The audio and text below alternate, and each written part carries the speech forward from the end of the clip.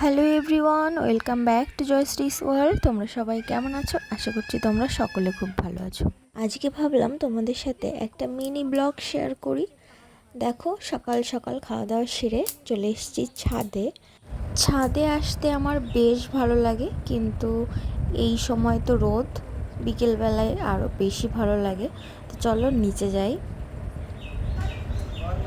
আর এদিকে দেখো, আমার বর রেডি হয়ে বেরিয়ে যাচ্ছে।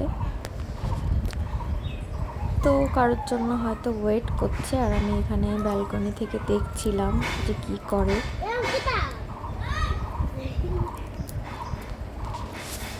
তো ও তো এখন বেরিয়ে যাচ্ছে, আর আমি এখন টুকটাক কাজ বাজ করবো। সন্ধ্যাবেলা একটা ছোট্ট প্রোগ্রাম আছে, আর সেটাও তোমাদের সাথে শেয়ার করব, তোমরা দেখতে থাকো।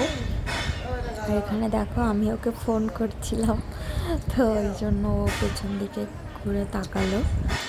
তো চলো।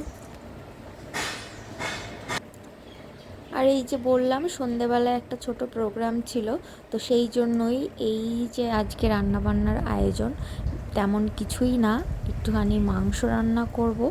তো এখানে মাংসটা আমি করব, আর বাকি সব কিছু বাকি লোকজন করছে। তো মাংস রান্না করার জন্য আমি দেখো আলু টালু ভাজা শুরু করে দিয়েছি, আর এদিকে আছে মাংস তো আছেই। আর এই মাংসটা আজকে একটা কারণে রান্না হচ্ছে, সেটাও তোমাদেরকে দেখাবো কেন।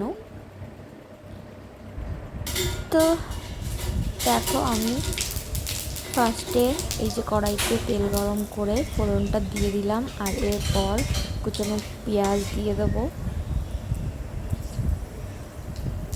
তো আমি তো এইভাবেই মাংস রান্না করি, তোমরা কিভাবে রান্না করো আমাকে অবশ্যই জানিও।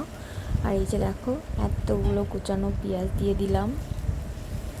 তারপর পেঁয়াজটাকে একটু হালকা ব্রাউন করে নিয়ে তারপর দিয়ে দেবো বাকি সমস্ত কিছু। তো রান্না বান্না বেশ তাড়াতাড়ি করে নিচ্ছি।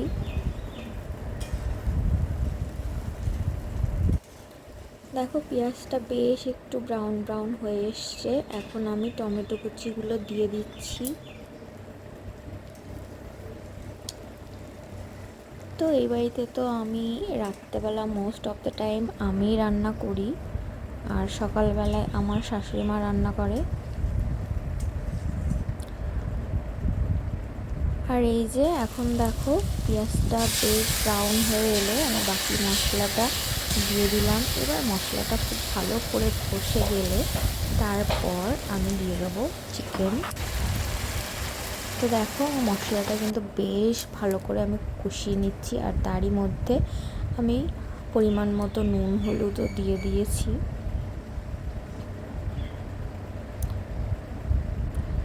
আর এরপর এই যে চিকেনটা দিয়ে দিলাম, চিকেনটা দিয়ে খুব সুন্দরভাবে কষিয়ে নিয়ে তারপর আর কি লাস্টে গরম মশলা দিয়ে নামিয়ে নেব। ও হ্যাঁ, এখানে কিন্তু আমি একটু ভাজা মশলা দেব, সেটা হলো ধনে গুঁড়ো আর জিরে গুঁড়ো।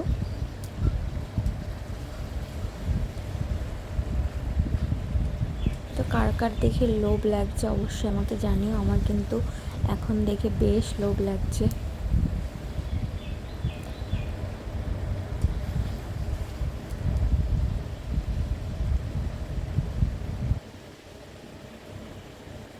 তো মাংসটা কিন্তু কষানো প্রায় হয়েই গেছে, এরপর আমি জল দিয়ে দেবো।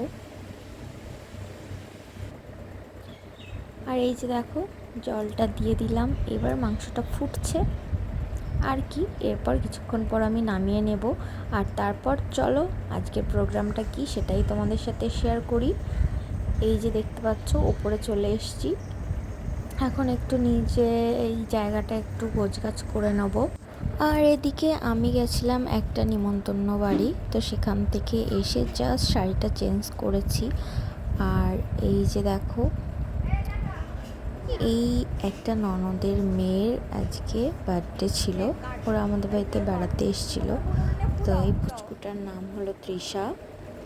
তো এরই ছিল আজকে বার্থডে, আর তাই ভাবলাম আমরাই ওর বার্থডেটা একটু সেলিব্রেট করি। আর সেই জন্যই ছোট্ট একটা কেক আনা হয়েছিল, আর একটু রান্নাবান্না হয়েছিল।